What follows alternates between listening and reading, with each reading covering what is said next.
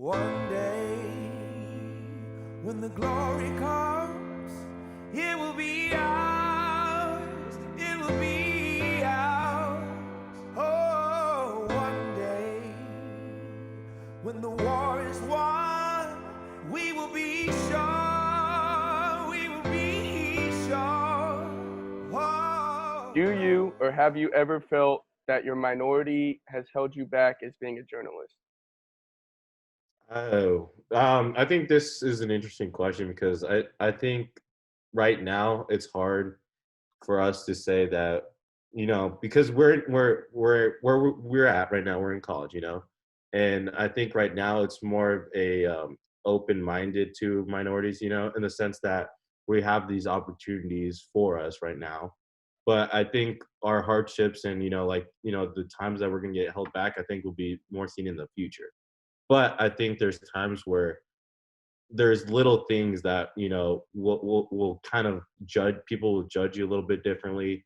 Like there's times where I've gone into a sports event and people have looked at me differently, or kind of looked at my badge to make sure I'm media, and those are the times that you're like, is it because of who I am? Like, why is this? But I mean, right now, personally, I don't think there's been too many hardships. I think there's just little moments right now that kind of build up, that kind of show you the future of what it could look like. There's going to be times when we're actually working in organization and they're going to hold us into a different standard. And, that's when I think we're going to hit a reality. But as of right now, I don't think there's been too much, at least per se, at least from my experience. Yeah, I think I would sort of agree with that, and just basically, I think it's been relatively, it hasn't held me back too much, but I think it's just when we're applying for jobs down the road once I graduate, and how's that going to all play out? Because there's just been this kind of trend that's been in the industry for quite some time. Just there's been a lack of minorities, and there hasn't been many minorities in newsrooms. That's kind of the generality of it. And luckily for me, I haven't really had too many of those experiences that Edwin has talked about where I've gotten, smirks or that. But I mean, I can't act like it's not going to happen at some point. It'll absolutely happen, I think, down the road once I continue on this path. So I think it's something that I have to be ready for. I think, it's the expectation just with the way it is. So I've been fortunate. Yeah, it's been relatively inclusive. Nothing hasn't been super negative, but it isn't going to be super, smooth sailing for the rest of the way. So I have to be ready. Yeah, I think there hasn't really been too much crazy stuff in my opinion as well, or at least when I experienced. But I've seen it, like how Edwin said, there's been little look arounds, or like people will look at me differently. They might see me differently, might give a little stare. I mean, I remember one time I was at an event and I looked around, and this was before this whole thing blew up. And I remember looking and I just randomly wanted to count it just for the heck of it.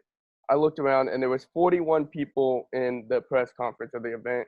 And I looked around and there was 39 white people. There were 10 women and there were only 2 minorities. It was me and another friend. We were just there filming, and it was just like, is this how it's going to be? That was just one of the small things I've noticed. No, I think that's such an interesting point, because I think you and I talked about this, Nick, when we were in a class together. This is not to the fault, Cronkite at all, because I mean, this is not up their judgment, but we were in a classroom together, and we both sat down and we looked around, and you're like, wow, me and you are the only colored people in this class. I was like, yep, that's just the way things are gonna be. Like, there's not gonna be much minorities. I mean, Gareth was in the class, and I think Gareth was the only Asian in that room too.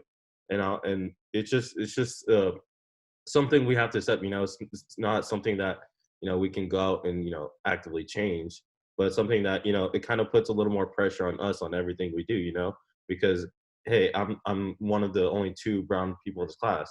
I got to do my I got to prove myself that I have this talent to be here. I have the same talent as the rest of the people in this class. I have the same right to be in this class. To prove myself. So like things like that, like you said, it's you don't think about it too much, but when you have this conversation, you're like, wow, this is truly how this field is in a way. I think going off of that real quick before we jump to the next question is, we had a friend in that class who even told us, like, hey, every time we talked about something that was, on that borderline of race relations, like they would look over to us too, whether it was about, even if it was about the Black Lives Matter, if it was about the first African American in the NFL, and we didn't have any African Americans in the class, so they looked to the closest thing, which would be us two, which was unfortunate, but that's just how it was at the time. Yeah, I know that was crazy, and I don't want to go too much in depth, and Yeah. like Garrett talked about it too, but me and you talked about this after one class where, yeah, every time those topics came up, everyone would give us a glance, even the teacher, which I don't fault them. They want us to speak out, but at the same time, we don't have the pressure to talk about it. We don't have the responsibility only to talk about topics like this, but yet we were kind of urged to. We're kind of pushed to. They're like, "Are you gonna say something?" Like we're kind of waiting for you to say something, and then we'll react. I kind of felt uncomfortable in that situation. Not that I'm not willing to talk about those conversations because I think they're important, especially what we were talking about. But at the same time, we're not the only ones in the class that can talk about those type of things, and yet we were still getting those looks, and it was definitely a weird feeling, at least for me. Well, going to the next question. Has an athlete or fellow journalist ever treated you differently? I'll let you go first, Chris.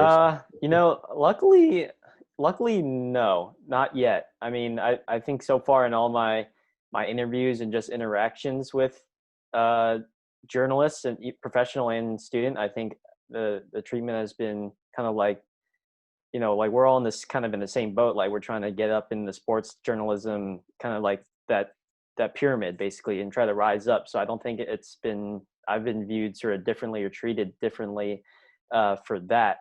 Um, but I think as I've sort of reiterated, I mean, I think just you have all those kind of organizations like the, the Association of Black Journalists, those Asian American, Journalists Association. I mean, that kind of helps foster that growth per se. And I think those are the ones that kind of try to help get that representation, get that interest up in the community. So, I mean, I think from that standpoint, I think that you can definitely make the case that you're treated differently because you want to help someone that's your same ethnicity rise up and get that same representation and get that voice. But luckily for me, not yet. And again, I think I got to be ready for it, and I can't be surprised by it. I think I've been real lucky and real fortunate to have been okay with how everything's been going. And so when it does happen, I mean, it just I have to be ready about it and not get too phased or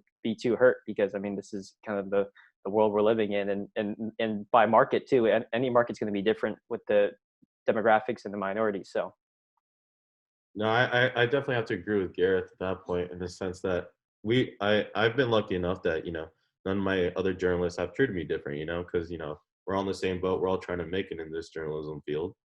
But there's times where athletes, there's not something wrong, but there's times where athletes they're a minority and they see a minority reporter, they'll come up to you and they'll already feel a connection with you. They're like, oh, like they understand the struggles, like, oh, there's not many that come out here for practices or football practice, like in one of my instances, and yet you made this trip, and I kind of make a special connection, because in the sense that you're like a brother to me, in a sense, and we've had that kind of bond, and in that kind of talk right away. And I think it's something that they appreciate, is they don't see, like, you talked about your media story with how many people were actually minorities, Nick, in the sense that they don't see that many reporters the same color. And they kind of they're like, oh, I kind of trust them a little more, like, not that they can't trust other people, but they see you, they're like, oh, you know what, he's kind of like me. I know he's probably struggling a little bit, or what, and he has his struggles, or he may see his struggles in future. So I'm gonna have a great conversation with him, have like a great interview.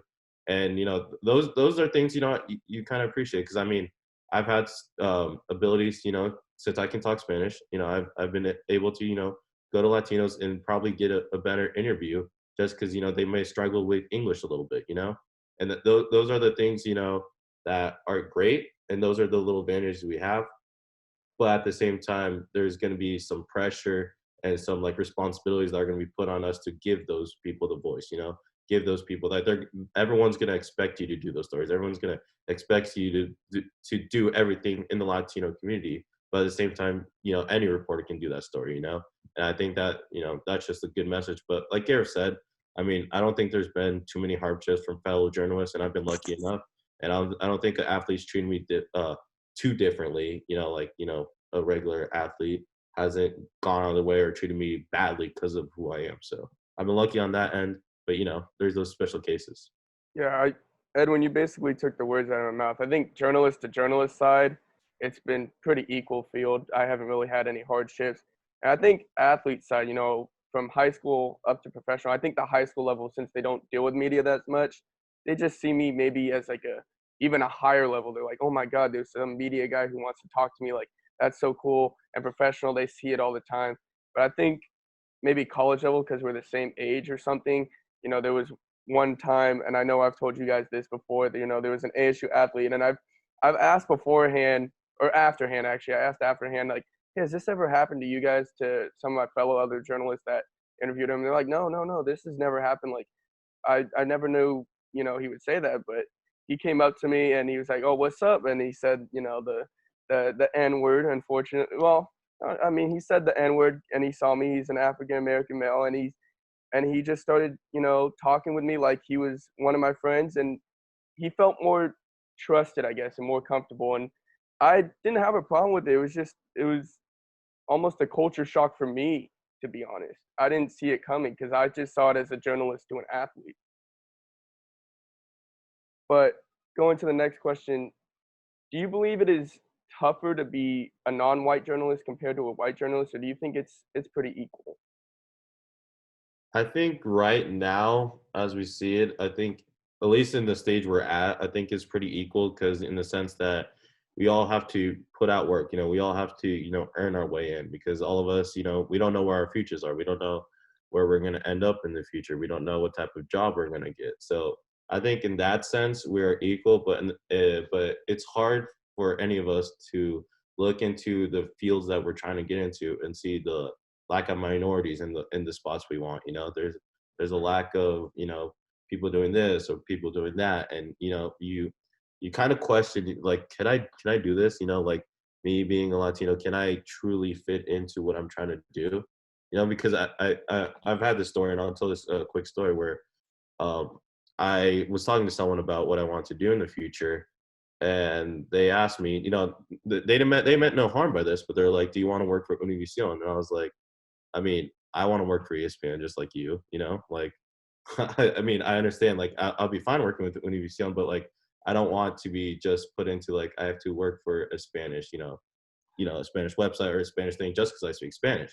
At the same time, I'm trying to work at, English and do Spanish, because I think that's, something that is a big tool for any of us, who can speak multiple languages.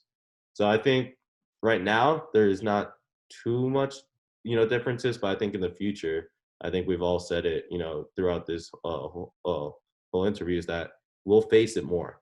I think definitely in the future there's going to be more hardships and in times where you're going to be seen as different. Yeah, and I mean, I think from that standpoint, I've had like some sort of, been doing some like brainstorming, been wondering like, would it be, I think like, should I like learn how to speak Chinese just in that event? Like, if I need to go to like some Chinese, a TV station and do like, play by play for a Chinese game, Chinese basketball game, Chinese baseball game or something. I mean, should that be an option just because of kind of, usually just in TV and broadcasting, you don't see a whole lot of Asian Americans on network TV and sports network TV or in play-by-play broadcasters in general. I don't really know very many Asian American play-by-play sports broadcasters, and so that doesn't hurt, or I mean that that doesn't make it very helpful for me who's trying to kind of get up in that field. So so it's just something that you have these sort of conversations in your head, as to say, like, because you have to keep your options open and not be super close-minded in regards to how your career and what you want to do in your career. And yeah, I mean, that's the goal for me. But I think it's just going to come down to, as I think Edwin mentioned it, it's just the future and how that's going to play out, because if you're going to be, this is a really competitive field, and just with the way it's gone, it hasn't been, minorities are still trying to push and pave the way so that we can have some sort of have minorities in positions of power and sort of in those top positions where they can be hiring. And so I mean it's something I've just kind of kept my mind on for a bit, and just waiting to see how it will happen. And yeah. Well, you guys have sort of led into the next question. In the U.S., 65% of the normal workforce employed adults are white. However, in journalism, almost 80% of the workforce is white. Why do you believe it is like this, and how do you think these numbers can change? It's hard to try to change something like that, because in the sense that I think how we can get to change is, people like, like Gareth, like Nick, like myself, we got to go into the positions that we all desire, those positions that, other reporters want. And when people see that kind of situation, they're like, oh, that person made it, there's an opportunity for me, in that sense. I think it takes a few good minority journalists to get into those fields that, a lot of people desire. And that will, create more and more journalists, willing to, take that venture. Because I mean, this field is not an easy one. Like we've all said, this is a field that you got to earn. This is not something that's given right out of college.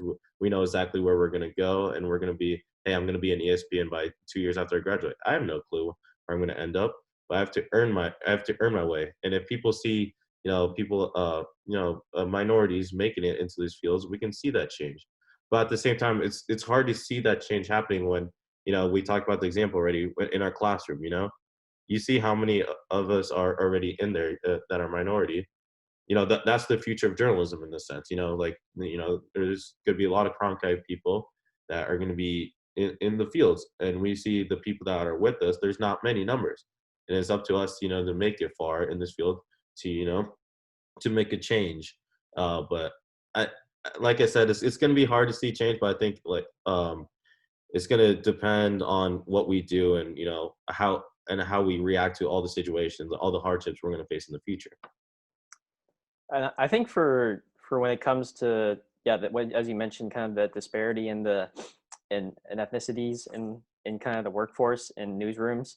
I mean, I think just from that standpoint, I think there's been for a history this sort of bias and of just trying to of hiring someone that kind of looks like you, and you could just want to kind of keep it the same, for instance. So if somebody is hiring is Caucasian, they're going to be, tendencies are, and that's kind of how it's been, this sort of bias to try and hire someone that is sort of relatively the same.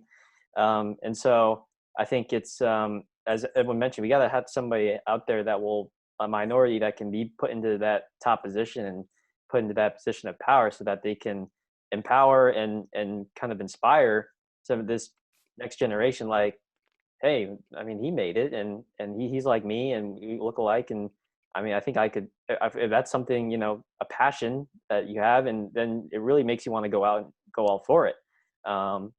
So it's just, I think we still have lots of work to do in that aspect to try and make that happen. And I mean, again, I think it differentiates from market to market because of demographics, but how will that be solved, and how that problem will be, figured out is sort of, to be determined.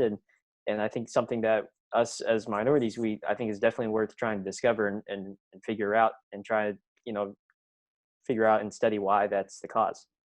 I think the one big thing that I've realized, even especially when I wrote down this question, is, when it comes to all the different minorities, is that they're almost placed into what they're supposed to be. Like, they don't expect minorities to be a journalist. Like, when you talk to a young African American male who unfortunately might be poor, he's like, well, I can either play basketball, I can play football, or I can end in the streets. Like, they don't see it as, I could be a journalist, I could be a cop, I could be anything else. Like, and when it comes to all these other minorities, like, I have to do this, I have to be a doctor, I have to be a lawyer. You don't see as breaking the barrier. And it's unfortunate, but it's something that hopefully could change. And if it does change, I think these numbers will start equaling itself out. Yeah, no, I agree to that point. I think that's a really good point because I think you can go country by country, every region, they're known for something. Like, I'm going to take Puerto Rico because I'm part Puerto Rican in the sense that they're grown up and taught that you got to be a baseball player. You got to, like, if you want to make it in this world and if you want to leave Puerto Rico, you're going to train to be a baseball player 24/7. That's all they train and all they do. And so in that sense, they're forced at a young age to have their future set, and they got to work on that. They can't go on their own adventure like there's a young Puerto Rican who wants to be a journalist. There's not going to be much there in to help him. There's not his parents are not going to help him in that sense.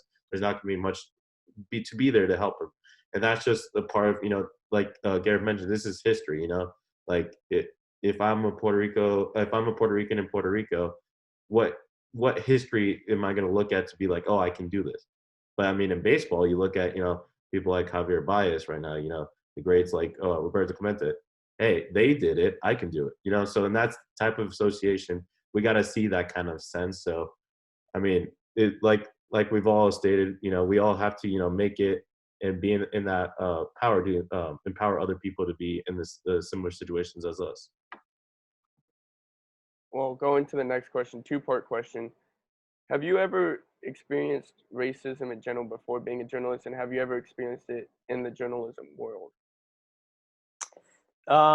Yeah, no, before being a journalist for sure, just like, we can have like, I have middle school stories of, being called like, dumpling or, the kind of the squinty eyes and just all that. And I mean, those middle school years, you're like pretty sensitive and you're going through changes and you're trying to make new friends. And so I was pretty hurt by that, like I was not gonna lie. I was real hurt. I would cry and it was not a good feeling at all to have, these your classmates and just your peers name call you like that. And I think, luckily I've kind of grown the more, over time, just grown a thicker, some thick skin to say that basically it doesn't really bother me at this point. It's just like, it really just sort of rubs off. But, to this point, I mean, I think I've been fortunate enough to have really, try to make that effort to really,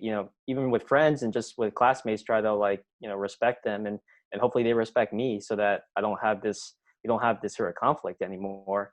But, especially in this time where we've had like coronavirus and, Asian Americans are really being targeted because of what's going on. And so it's just been an uptick in this sort of racism. And you're seeing it across the news and everything like that. And it definitely is just, I've been lucky that I haven't had that yet, but it's whether that's going to hurt me later is kind of to be foreseen, but it's going to be there. And I think at this point, I just have to, be ready for it and be ready for it and can't let it get to my head. And I can't take it personally. That's kind of that's what I did when I was younger. I took it personally from people that I didn't really know that well. And so, but like, why you got to take it personally if you don't know them that well? Like you just kind of have to make that effort. Like, hey man, that's not okay, but don't take it personally. That's kind of what I've learned throughout these, just being, Asian American and facing all these attacks. So.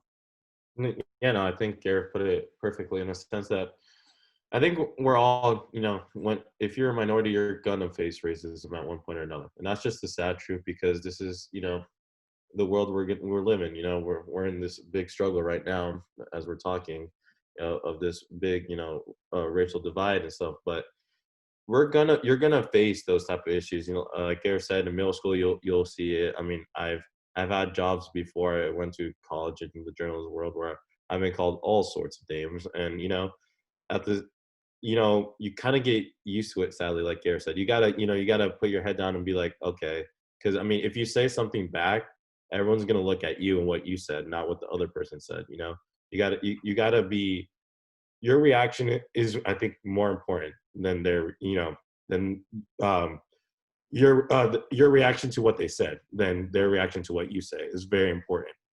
So in that sense, that I think Gareth put it perfectly. You gotta live with it. You gotta learn. And I think in during these times when we're quarantining and stuff, I've seen in Twitter. You see it all the time. You see it in every journalist that are like Latino like I am. They'll have comments that are people like hyping them up. Hey, great work, whatever. But then you're gonna see the negative comments, and that's just our field in a sense. You're always gonna face criticism. I think it's important how you take it, how you respond to the criticism, because you can't really be soft skinned in this industry. Because if you are, once you get one bad note, it's going to affect you completely. Your mentality is going to get shot, and it's going to be seen in your work. You gotta accept what people say. Sometimes you can't just let people get off the hook, but at the same time, you gotta, um, you know, be the bigger man, keep being you at the same time, and just be the best you is what I'm trying to say.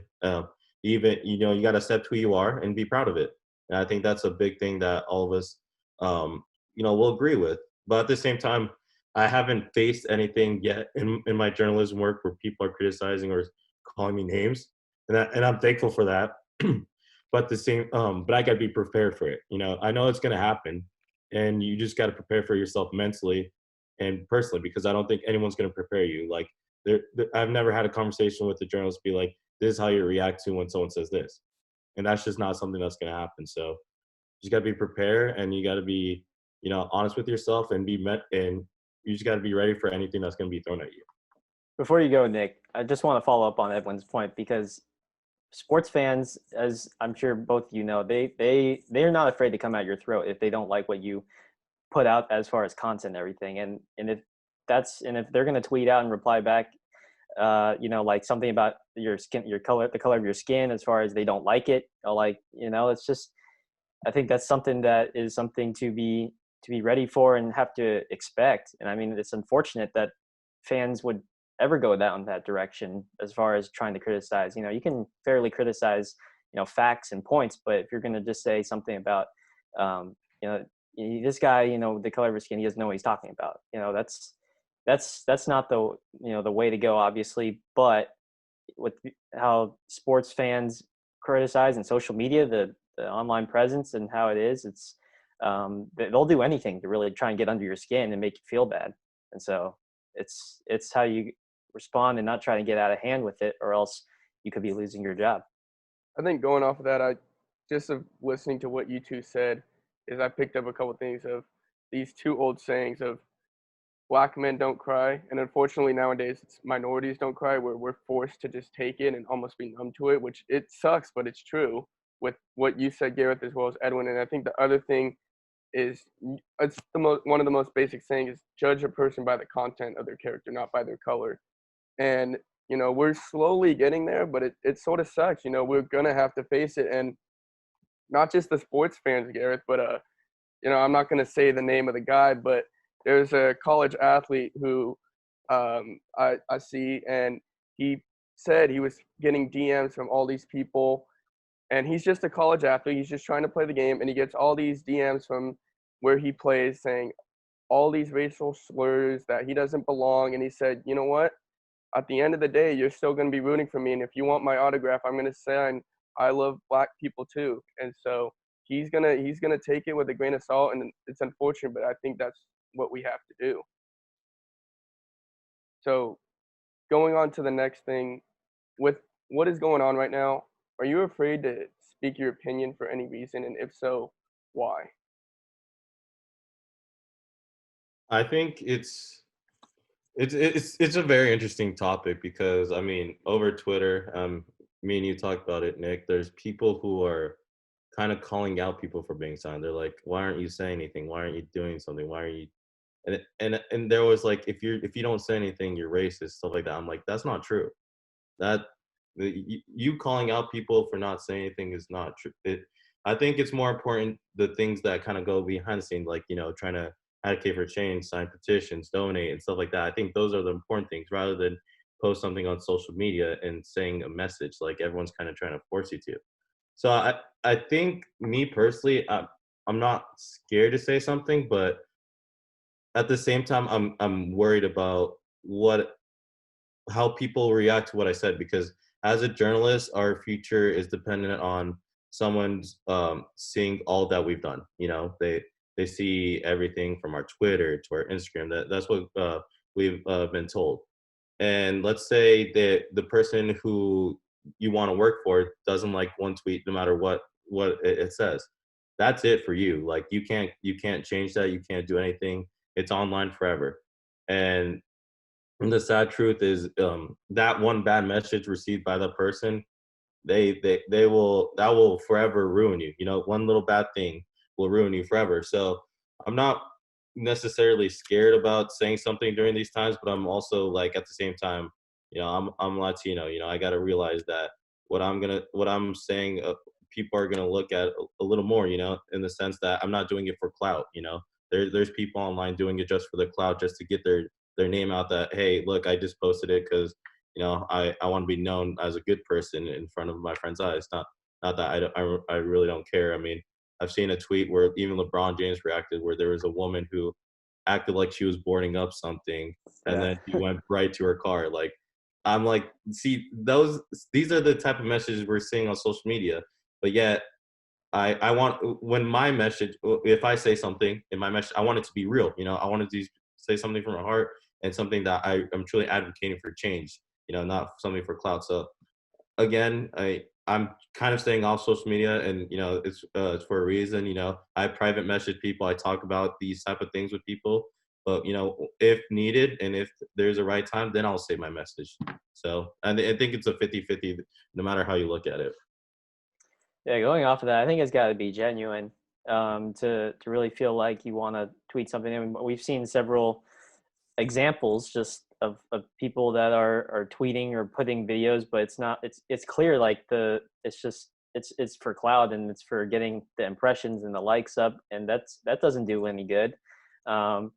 So you know, for me, I'm not scared, but I think everything's got to have some sort of purpose on social media. Everything's got to have some sort of a real meaning and genuine, some feeling of genuinity to it. Because I mean, if you post something with no meaning or purpose, you're just doing it to do it. I mean, that's what are you posting it for? You know, the opinion you should have on social media should really come from the heart, as Edwin said, and should really be something that you feel strongly about. And in these times, you're seeing plenty of people out there doing it strongly from the heart, and then you're also seeing people that are taking advantage of the situation. So I think it's just, you know, yeah, and I think also Edwin said, you have to be careful about, you know, what you say and the words you say, because it's always gonna be there, and someone will, you know, it.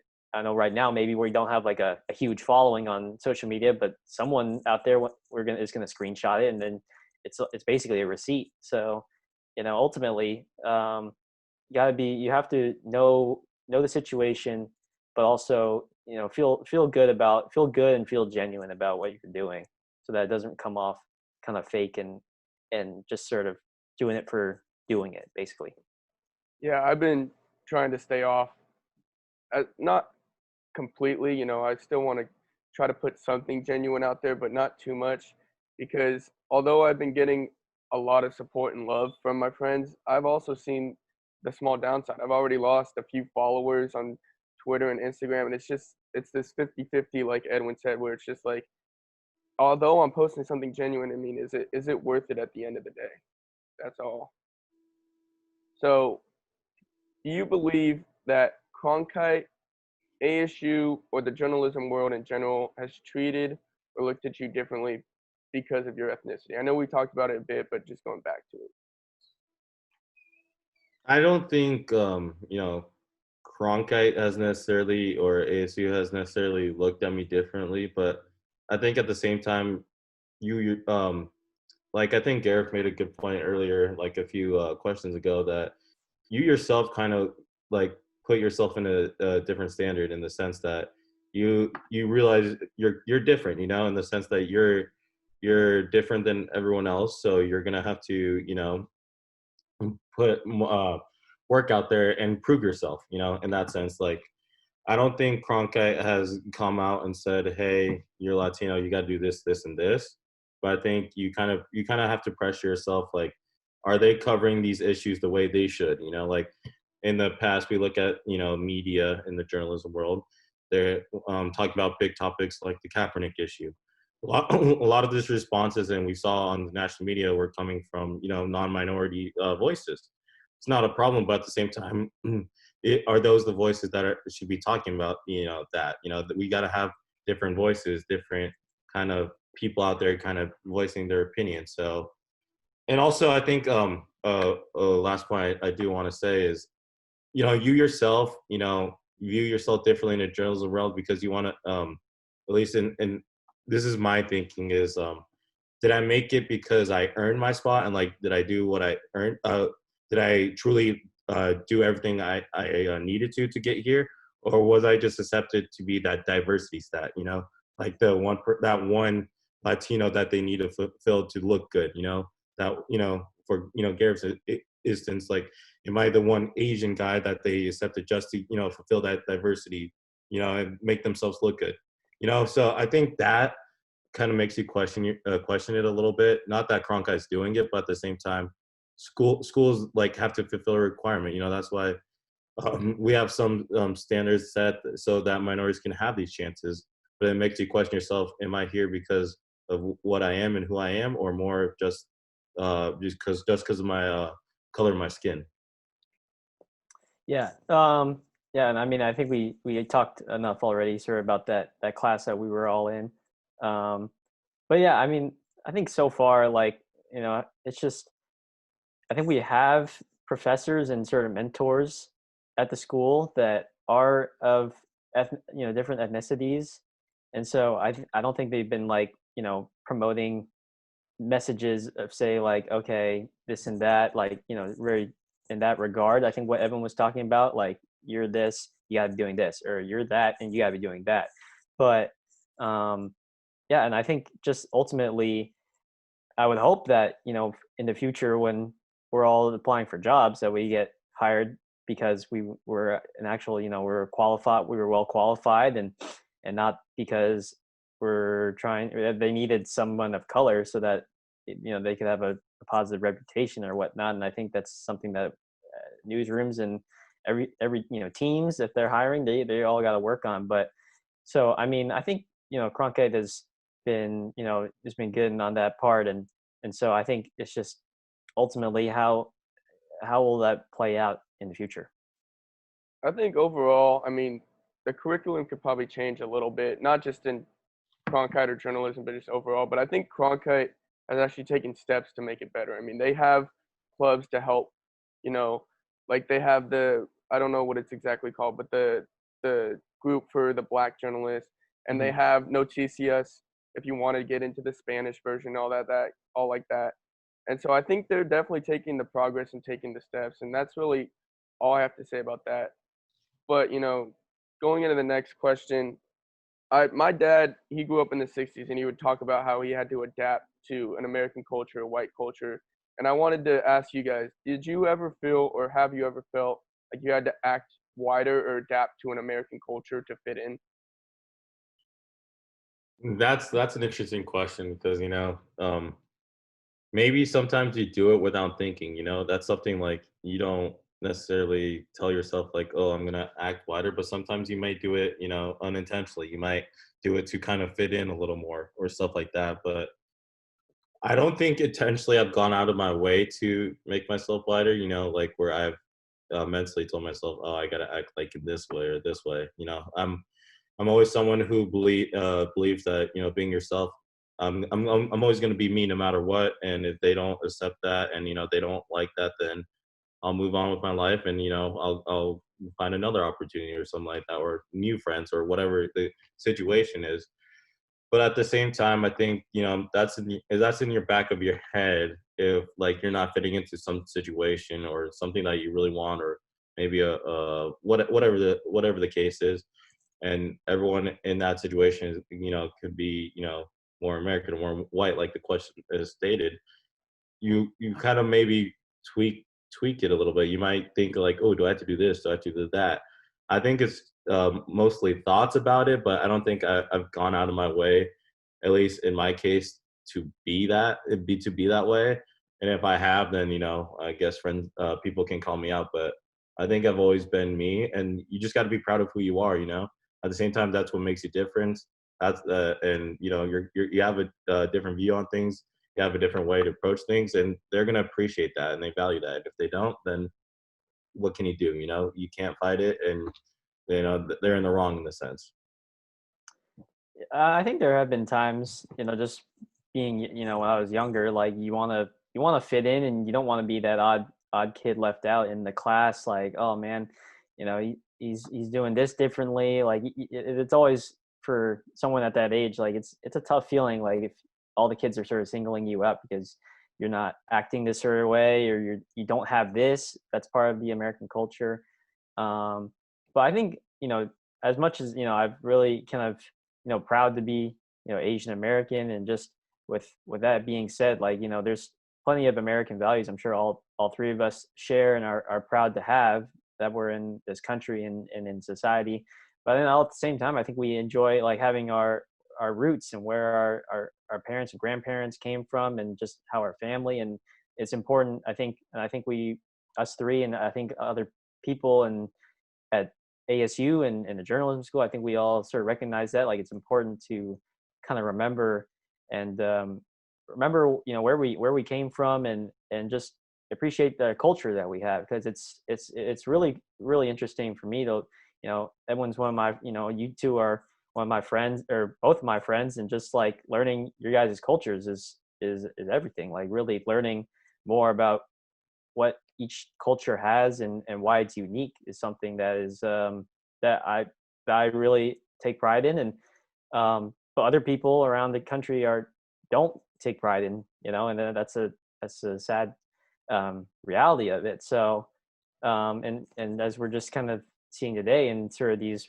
unprecedented times and everything like that. But there have been times I have had to really want to like fit in and not be super Chinese to say or whatnot. But like I think it's important to not go back on that, if that makes sense, and remember like this is who I am. I'm proud to be who I am, and especially in like in sports and everything. Like you don't see a whole lot of Asian Americans in sports. Like Jeremy Lin, man, like that's why he went off, man. That whole Asian American community, we were going off because this dude was balling up for 2 weeks, and that might have been the best 2 weeks of just watching basketball for me, man, when he was going off. Like, but at the same time, it's just kind of how it is, but you take pride in it and you appreciate it. Yeah, I definitely agree with both you guys. I think it's something that we all have gone through at least once, whether we know it or we don't, consciously, unconsciously, where we've had to adapt. I can't really recall any times, but I know I've had to have done it at least a handful of times. But at the same time, like we've both said, and like you said, Gareth, is that we're proud of who we are. When I first went down to Arizona, I met new family that I didn't even know I had. They might be second, third cousins, but I got to learn how my family came from Mexico to Arizona to California and worked their way up all the way to Washington, Canada, et cetera. And it's something to see, and it's something that's cool to learn about how we first originated and how we've gotten to where we are now, whether we're a first generation, second generation American, first generation, second generation college, all this stuff, and how we're able to help break barriers or whatever we can do to make a difference. And so, last question is, have you ever feared you were in danger being either just a journalist or in general? I'll let you go first, Gareth. And think I've about that. ever feared of I can't really say like for sure on that, like certainly, because I think we've been lucky and real fortunate to be kind of in kind of where the backgrounds we are. We haven't had too much to really like worry about, which I mean it just sounds like redundant at this point. But I think at the same time, like in sports journalism and all that, there's gonna be critics, and there's gonna be fans, as I mentioned, that will attack you in any way, shape, or form. And that's something that I think I do fear. Just you want to be liked and you want to be respected, but that's not going to happen to everyone.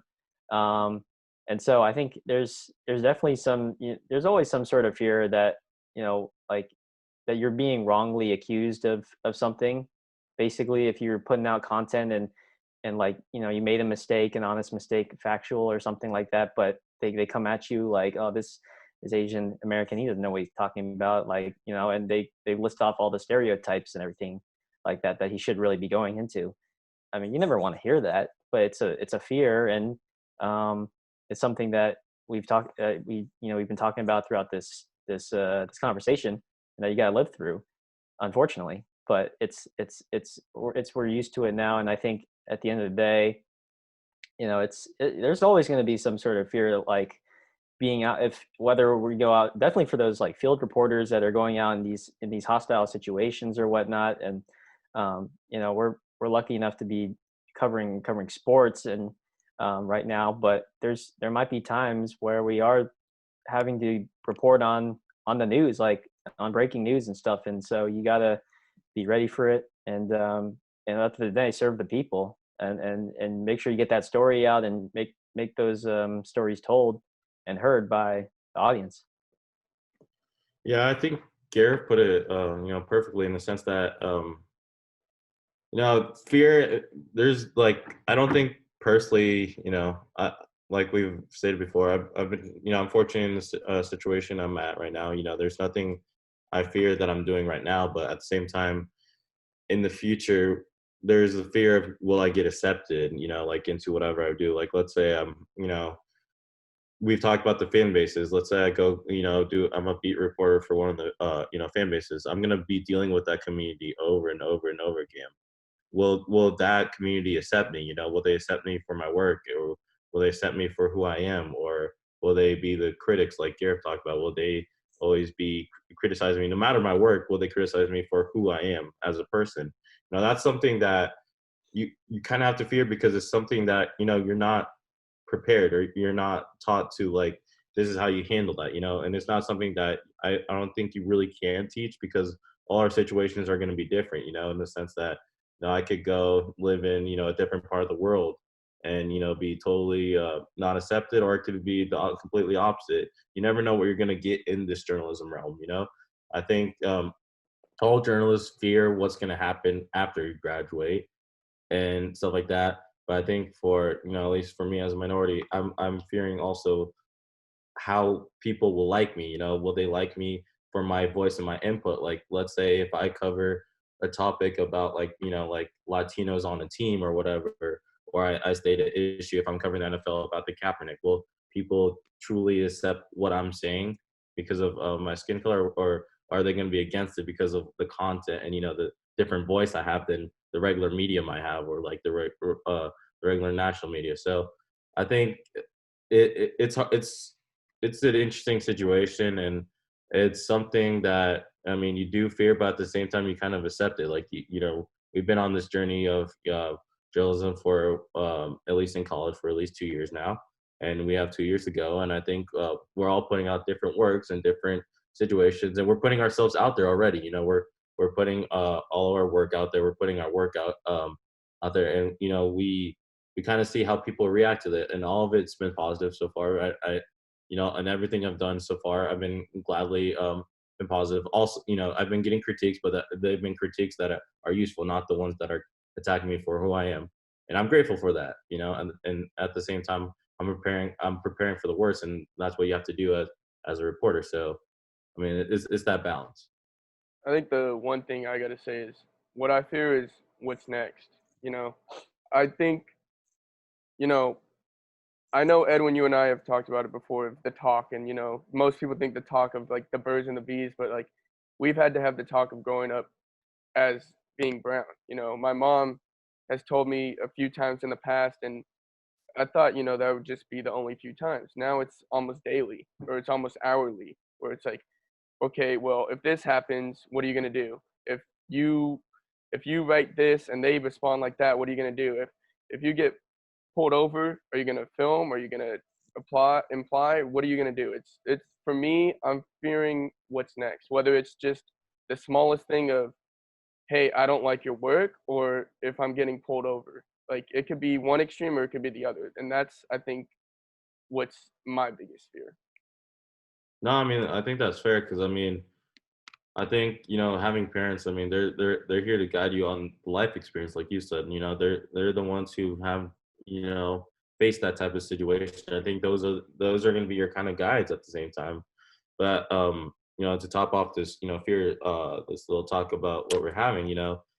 There's times where you see people like a Latino in my instance who hasn't been accepted. Like I'm gonna talk about the example like Jorge Ramos. He works for Univision. He asked Donald Trump a question in the White House one time, and he got absolutely rejected. And he got kicked out just for asking a question. I think it was about immigrants, and you kind of fear like, am I going to be put in that situation? Am I gonna have to deal with something like that? Obviously, we're in sports, so we're not gonna have to deal with that directly, but in a similar type of situation.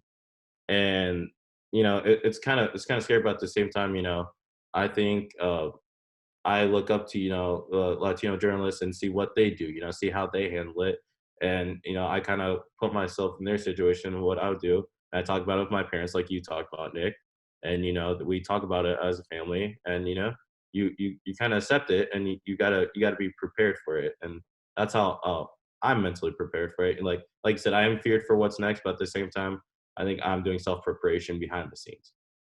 Well, before we finish, do you guys have any final messages or anything?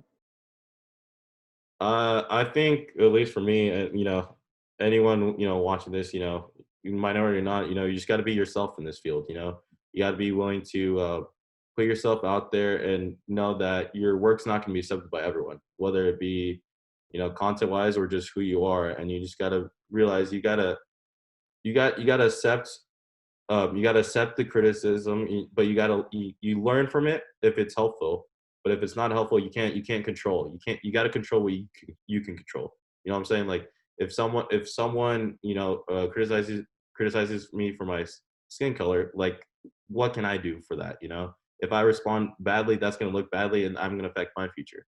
But if I keep putting out good work, then people are going to realize what you do and your work, and they're going to accept it. So at the same time, you got to keep being you. You got to be proud of who you are, and just keep pushing that. Don't be someone else, and don't try to be someone else. Because if you're repeating what someone else is doing and what someone else is saying, then they're not going to be looking to hire you. Because what value do you bring to them? In that sense. So I mean, just that sense, and just anyone who's watching who's a minority, just don't be scared, and have these conversations with like your friends. We're having this conversation with two of my close friends, Nick and Gareth, and we have this not all the time, but we talk about this in the side sometimes, and it's something comfortable to talk about, because we all go through our different experiences, and we all can be real with each other. So I think just that for me. I think just I'll leave it off with it. It can go sort of hand in hand with like this conversation and just in journalism and just real life. But like, definitely try to, if you're someone who's aspiring to be a journalist or a sports journalist and is a minority, to really go out and make those connections with journalists that are, of the same color. I know we've been talking about, like the National Association of Black Journalists, Asian American Journalist Association. I know there's lots of other journalism organizations, I'm sure, for kind of like the Latino and the Hispanic community as well. So, if you can really find a way to network and connect with some, and just find some mentors there to help guide you along the way, because I think you can't do this. You can't rise up in this field alone. You're going to need some help. And I think in order to really shatter that barrier that we've been trying to get through and are still working through, as much as it's been years and years, definitely find a way to get to know these people and become and become confident in yourself, because at the end, and we've been talking about it throughout this whole conversation, but it's an added burden and obstacle that we got to get through, and I think just together and having those numbers, if you get to know get these connections, get to help them and have these conversations like we're having, so that you can really understand, you know, what where we're coming from and what we got to do so that we can pave the path, because it's not going to be easy, and it's going to be, there's going to be some ups and downs, but you know, hopefully at the end of the day it'll be something of some change that I think we all are hoping for. Well, I want to thank you guys for your time, and it was really beneficial to talk this out, and can't wait till we get back to ASU. Thank you. Thanks, Nick. Well, thank you.